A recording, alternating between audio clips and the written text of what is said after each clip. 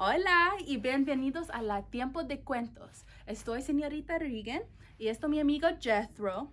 Y hoy estoy muy emocionado porque hoy es el segundo día del mes de la Gerencia España.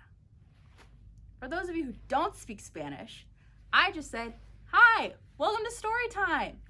My name is Miss Raegan and this is my good friend Jethro. And today is the second day of Hispanic Heritage Month. You might be asking, what is Hispanic Heritage Month and why is it starting in the middle of September? Valid questions. Hispanic Heritage Month is a time to celebrate lots of different Hispanic cultures and histories and what the impact that they've had on American culture. So lots of really cool things, and you probably know a lot more than you realize you do. As far as to why it's starting in the middle of the month, it's because on September 15th, 5 different Latin American countries have their Independence Day. Mexico has theirs on the 16th, and a couple others have theirs within this month as well. So it's really exciting to be able to celebrate that during this time. So that's why it goes from September 15th to October 15th. One of those countries that celebrate their Independence Day on September 15th is Honduras, and that is where my family is from. Fun fact. So that's why it's really exciting for me to get to celebrate this with you. If you want to learn more or have more questions, we have lots of resources and books here at the library for you to check out and figure out. Speaking of books, Jethro and I have picked a great one to read today. Today's book is Federico and the Wolf, and it was written by Rebecca J. Gomez, illustrated by Elisa Jabari. You ready? Can you guys guess what this book is about? I think you know. Who do we know that has in a red hood with a wolf? Little Red Riding Hood. Is this a retelling? Ugh, I love retellings. Here we go. Once upon a modern time, a boy named Federico left to buy ingredients to make the perfect pico. Cuidado, called his mama as he pedaled toward the shops. Mind the abuelo's grocery list and don't make other stops. Past the buildings, cars, and cabs, young Federico scurried until he reached the marketplace, where people browsed unhurried. He filled the basket on his bike with romas, herbs, and limes, jalapenos, onions, and a pack of Anaheims.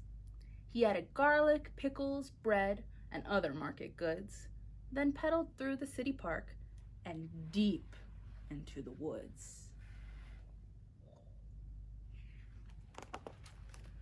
A fallen branch had blocked the path, so Rico stopped his ride. With steady force, he pushed and budged the barrier aside. Hola, called un lobo, catching Rico unaware. I see you've packed a hefty lunch. You got some grub to spare?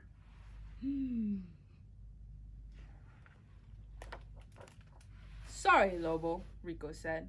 I must be on my way. I have to be at Grandpa's shop by 12 o'clock today. Federico grabbed his bike and left the wolf behind. Little did he know, the wolf had other plans in mind. Dun, dun, dun. La tienda was deserted. Rico listened. Not a sound. The sign said closed. What were those? Some paw prints on the ground? Federico peeked inside, alarmed by what he saw. A figure waved him over with a large and furry paw. Abuelo, whispered Federico, pulling off his hood. Yes, it's me, but I can't see. Come closer if you would. I think you need a shave. Your beard has grown so thick. You think so, said El Lobo. Steady grooming does the trick. Your arms have gotten grande. My workouts made me strong. New dentures too? They help me chew because they're sharp and long. By now the wolf was drooling.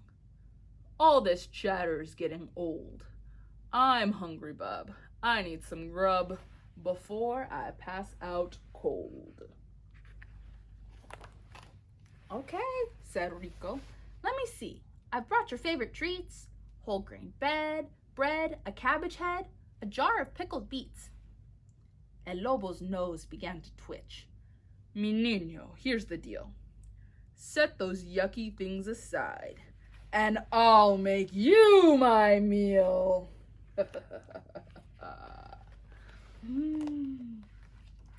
He bounded from La Silla with a grunting, growling shout, but Rico tossed some chili powder straight into his snout. The wolf inhaled, he sniffed, he snuffed, he itched and twitched and wheezed. He tried to wipe his drippy nose, but sneezed. Federico ducked and dashed, then rummaged through his sack. Not so fast, you tasty tyke. I haven't had my snack. But Rico quickly plotted. When the wolf's mouth opened wide, he grabbed un habanero and he jammed it deep inside.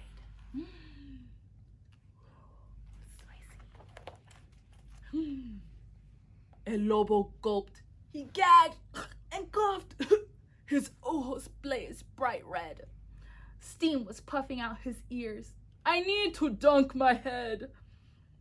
He hurled through la puerta with a shrieking, gasping scream and dashed as fast as he could go toward the distant stream.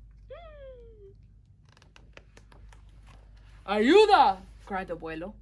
From inside a bolted box, Rico found him safe and snug in just his shorts and socks. Gracias, he scrambled out with shouts of pride and joy. I thought that wolf would do us in, but you prevailed, my boy. They cleaned the mess, and Gramps got dressed, then shared a bit of lunch. How about we make a sauce that packs a special punch? They chopped and diced, used lots of spice, and simmered sauce all night, then bottled their concoction, Wolfsbane Salsa, extra bite. The end. Thanks for reading with us.